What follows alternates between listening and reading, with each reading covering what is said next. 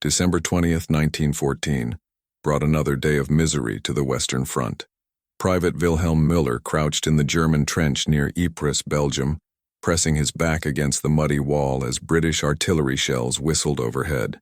The 22-year-old Bavarian clutched a letter from his mother describing Christmas preparations at home, while around him his comrades huddled against the bitter cold that had settled over the battlefield like a frozen shroud. Across the scarred expanse of no man's land, Private Thomas Henderson of the Manchester Regiment peered through a periscope at the German positions. The 24-year-old mill worker turned soldier had been in these trenches for 3 months, watching friends fall to sniper bullets and shrapnel. His hands were numb despite the woolen gloves his sister had knitted and sent in the latest package from home. The trench system stretched for miles in both directions, creating a deadly maze of mud sandbags and barbed wire. Between the opposing lines lay a wasteland of shell craters, waterlogged holes, and the grim remnants of previous attacks. This desolate strip had earned its name No Man's Land because venturing into it during daylight meant almost certain death. Wilhelm opened his mother's letter again, reading her description of the Christmas market in Munich and the smell of roasted chestnuts. She had enclosed a small piece of Lebkuchen, wrapped carefully in brown paper. The spiced cake reminded him of childhood Christmases, when the world made sense and war seemed impossible. His friend Hans, sitting beside him, was carving a small wooden figure from a piece of driftwood found in the trench wall. Thomas received his own reminder of home when the mail arrived that evening. His sweetheart Mary had sent photographs of herself and his family along with a tin of biscuits baked by his mother. The biscuits were slightly stale from the journey, but they tasted of home and normalcy. He shared them with his section mates who gathered around a small brazier, trying to warm their hands and dry their socks. The artillery bombardment continued sporadically throughout the day, punctuated by the crack of rifle fire when someone spotted movement in the enemy trenches. Both sides had learned to keep their heads down and move carefully. The war had settled into a deadly routine of attack-counterattack, and the grinding attrition that characterized trench warfare. Yet as Christmas approached, something different began stirring in the hearts of soldiers on both sides. Wilhelm remembered the Christmas celebrations of his childhood when his family would gather in their small house near the Bavarian Alps. His father would read from the Bible while his mother prepared traditional foods that filled the house with wonderful aromas.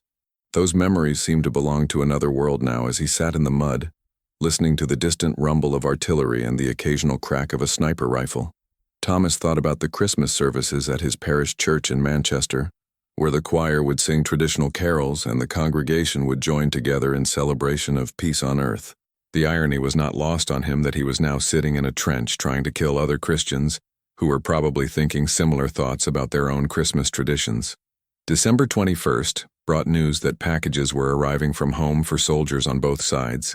The German Postal Service had organized special Christmas deliveries to boost morale among the troops, while British families and charitable organizations had sent thousands of parcels to their men serving in France and Belgium. The arrival of these packages created excitement and anticipation that temporarily overshadowed the grim realities of trench warfare.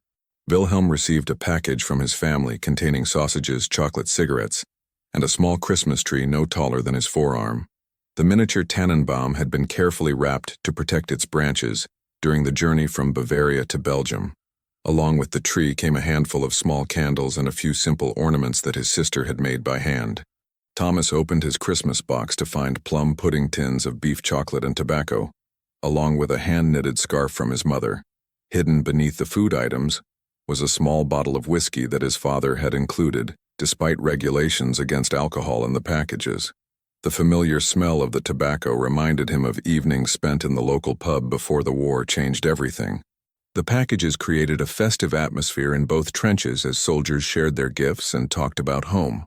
German soldiers began decorating their section of trench with the small Christmas trees, placing candles on the branches and hanging ornaments that caught the light and created a warm glow in the muddy darkness. The sight of these familiar symbols brought tears to the eyes of hardened veterans who had witnessed months of carnage. British soldiers responded by creating their own decorations using materials from their packages and items found in the trenches. Some fashioned wreaths from barbed wire and evergreen branches, while others arranged their Christmas cards along the trench walls.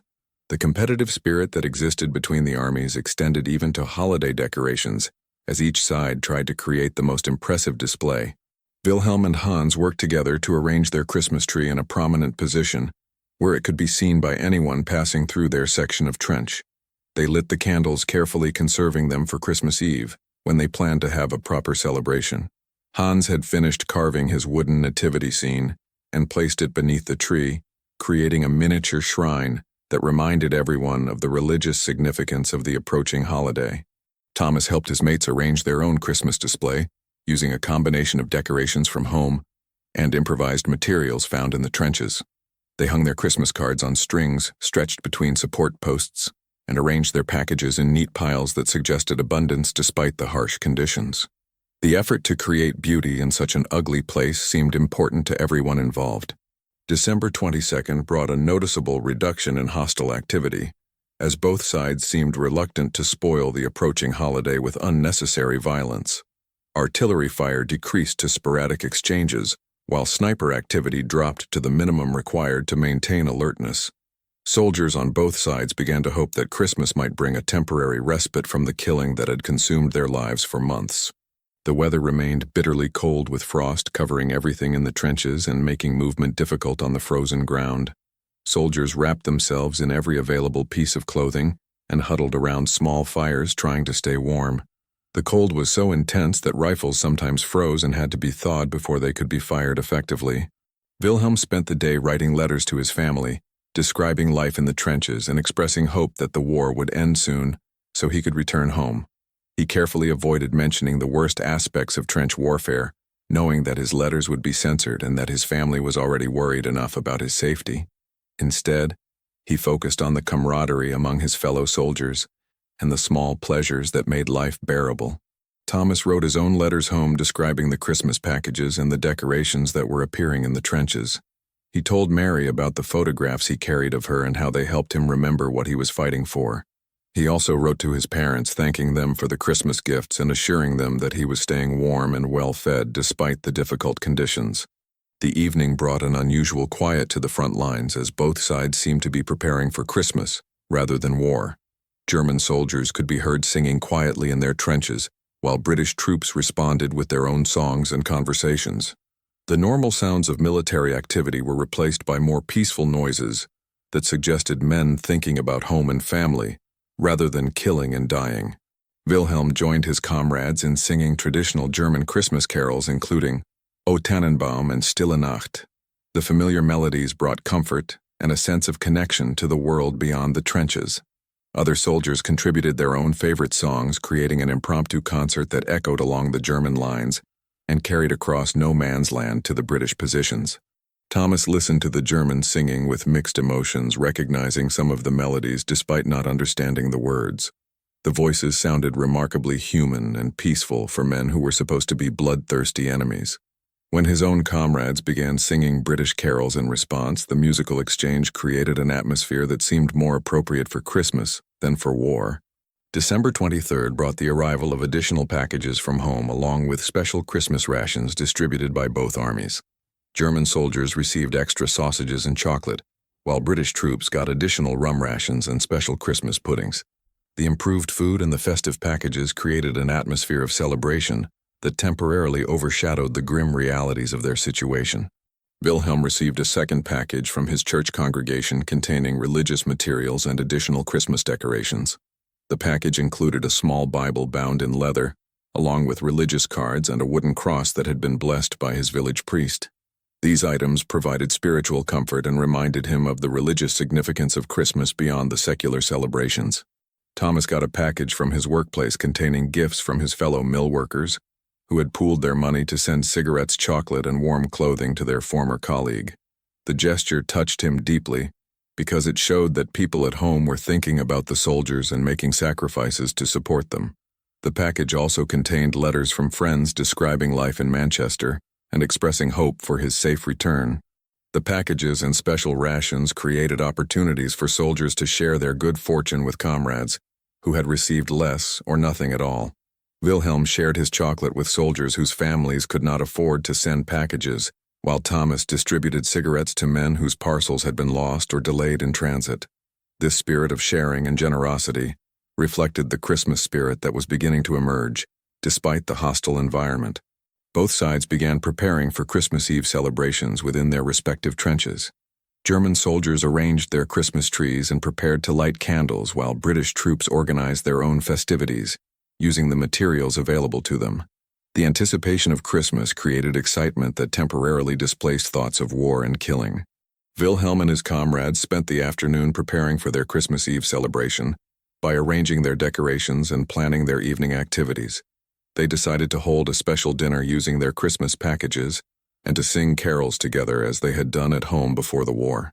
The preparation gave them something positive to focus on and helped create a sense of normalcy in their abnormal situation.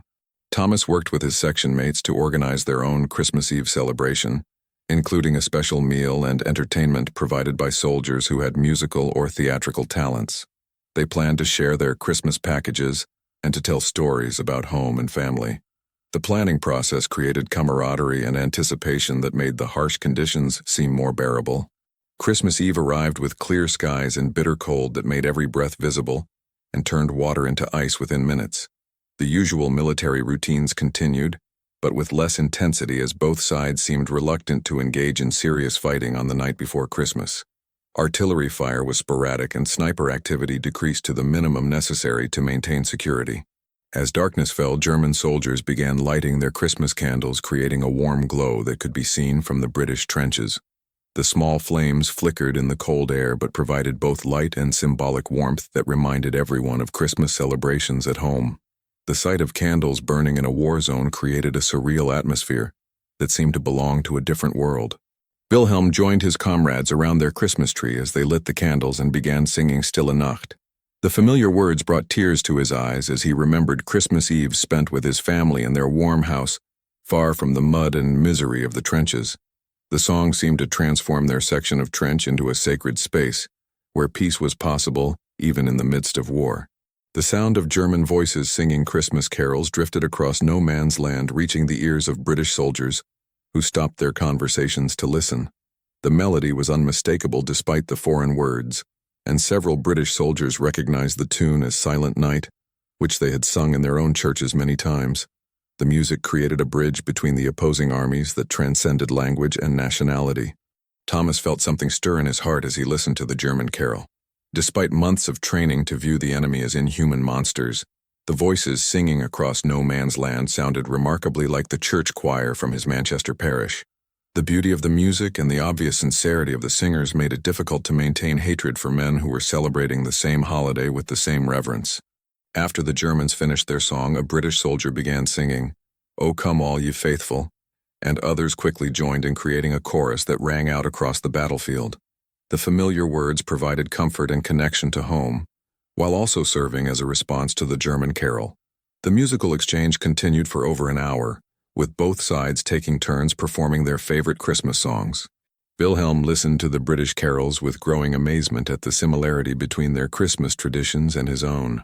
The melodies were different, but the spirit was the same as men on both sides expressed their longing for peace and their connection to something greater than the war that had consumed their lives. The music seemed to reveal the fundamental humanity that united them despite their artificial divisions. The singing continued late into the night, with both sides contributing their favorite carols and Christmas songs. Germans sang O Tannenbaum, while British soldiers responded with the First Noel and Good King Wenceslas. Language barriers dissolved as melodies transcended national boundaries and reminded everyone of shared traditions and common hopes for peace on earth. As the night progressed, individual voices began calling out Christmas greetings across no man's land. German soldiers shouted Frohe Weihnachten, while British troops responded with Merry Christmas and Season's greetings. Some attempts at communication in broken English and German created moments of laughter that seemed impossible in such a place, but somehow felt natural and right. Wilhelm found himself calling out greetings to the British soldiers and receiving friendly responses that made them seem less like enemies and more like neighbors, celebrating the same holiday. The exchange of greetings created a sense of connection that transcended the artificial barriers created by war and nationalism. For the first time in months, he felt hopeful about the possibility of peace. Thomas joined in the exchange of greetings, discovering that many of the German soldiers spoke some English and were eager to communicate with their British counterparts. The conversations were limited by language barriers, but the goodwill was unmistakable, as men on both sides expressed Christmas wishes and shared their hopes for an end to the war. Christmas morning dawned clear and cold with frost covering the barbed wire and shell craters of no man's land. The usual morning stand to when soldiers prepared for potential enemy attacks passed quietly with both sides, seeming reluctant to resume hostilities on Christmas Day. Artillery remained silent, and the crack of sniper rifles that normally punctuated each day was noticeably absent. Around mid-morning, a German soldier appeared above his trench parapet, holding a small Christmas tree and calling out Christmas greetings in broken English. British soldiers watched in amazement as the man walked slowly toward the center of no man's land, apparently unarmed and showing no hostile intent. After several tense minutes, a British soldier climbed out of his trench and began walking toward the German. Wilhelm watched as his comrade Heinrich approached the British line carrying one of their small Christmas trees as a gesture of goodwill. The young farmer from Prussia had volunteered for this dangerous mission, saying that someone needed to take the first step toward peace, even if only for one day. Wilhelm held his breath as Heinrich met the British soldier halfway between the trenches. Thomas saw his mate Charlie walking across the frozen ground toward the German soldier.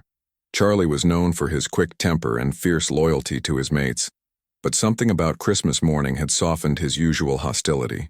The two men met in the middle of no man's land, and after a moment of hesitation shook hands while their comrades watched from both sides. More soldiers began emerging from their trenches as word spread along the lines that the enemy was showing peaceful intentions. Germans and British approached each other cautiously at first, but with growing confidence as it became clear that no one intended violence. The shell-torn ground between the trenches became a meeting place where enemies could look each other in the eye and recognize their shared humanity.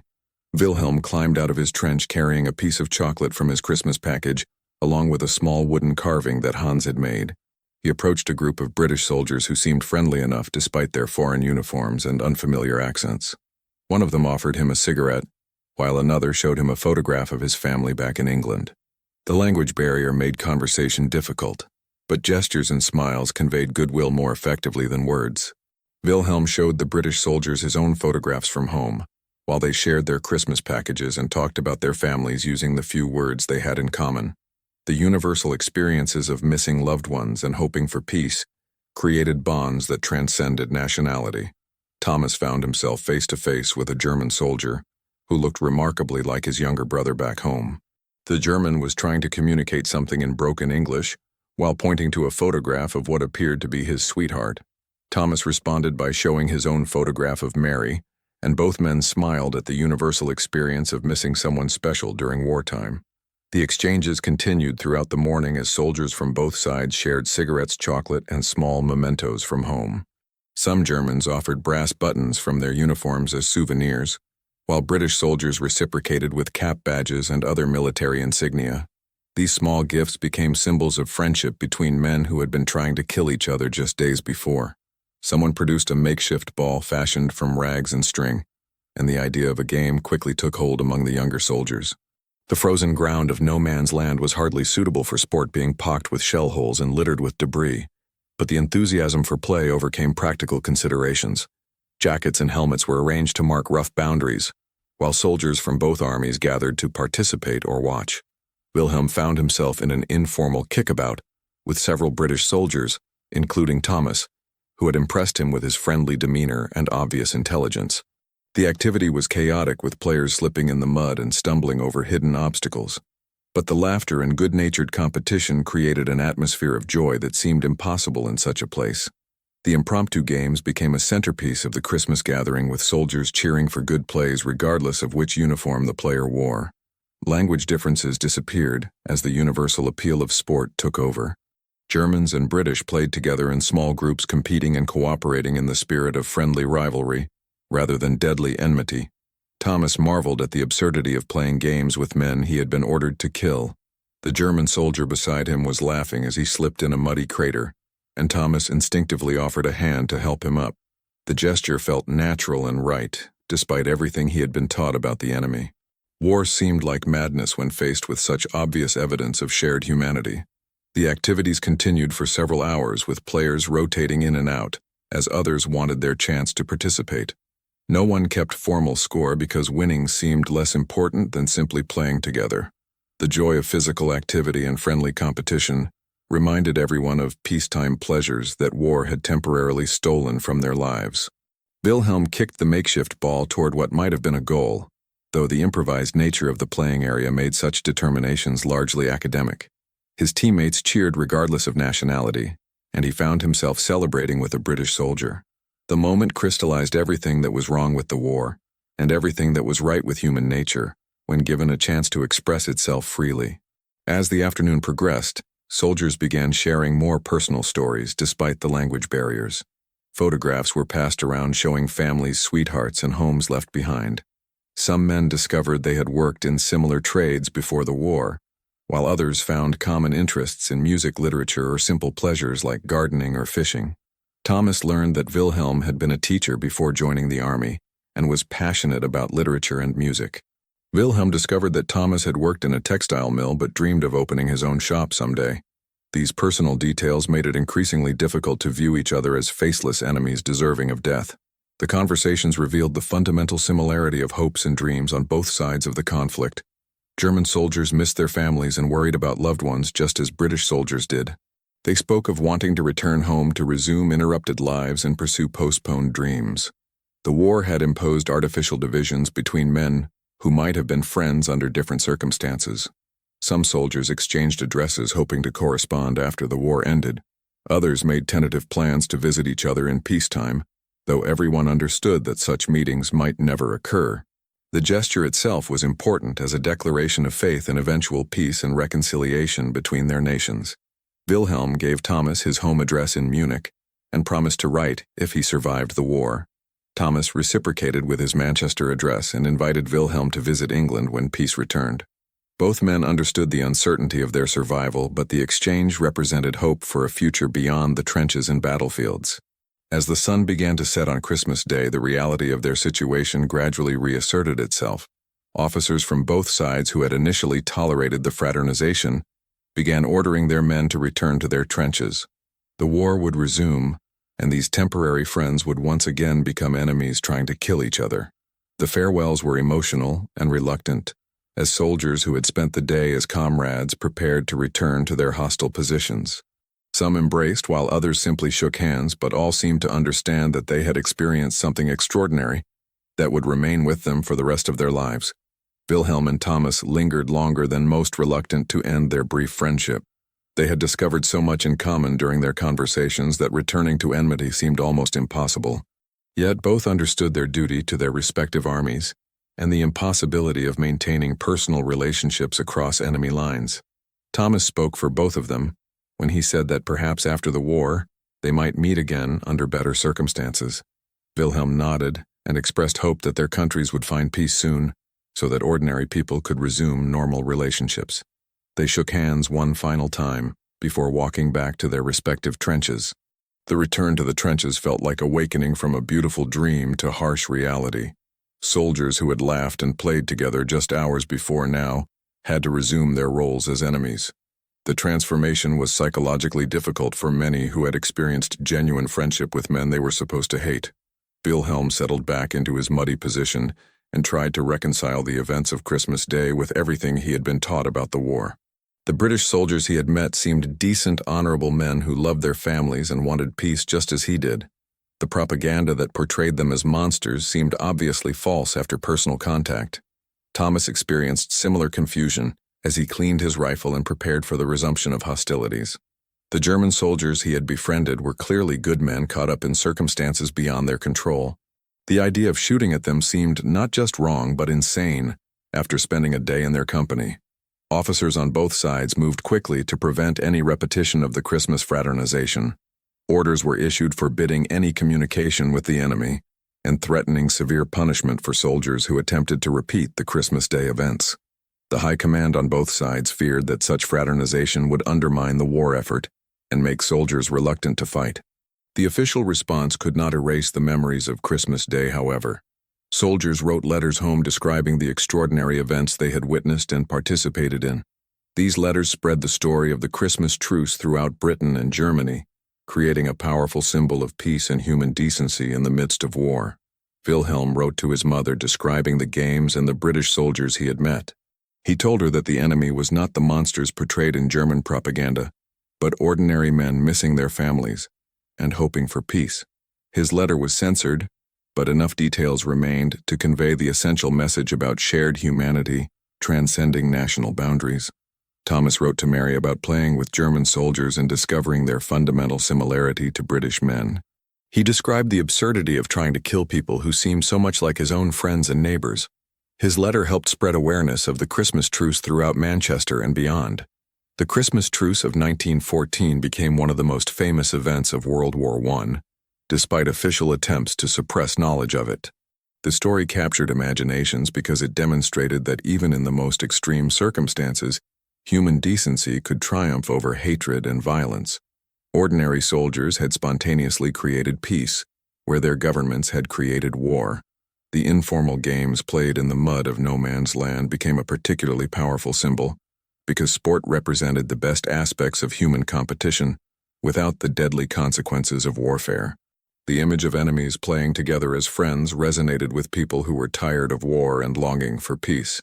Wilhelm and Thomas never met again, though both survived the war. Wilhelm returned to teaching in Munich, while Thomas opened his small shop in Manchester. Both men carried the memory of Christmas Day 1914 as proof that peace was possible if ordinary people were allowed to follow their natural instincts toward friendship and cooperation.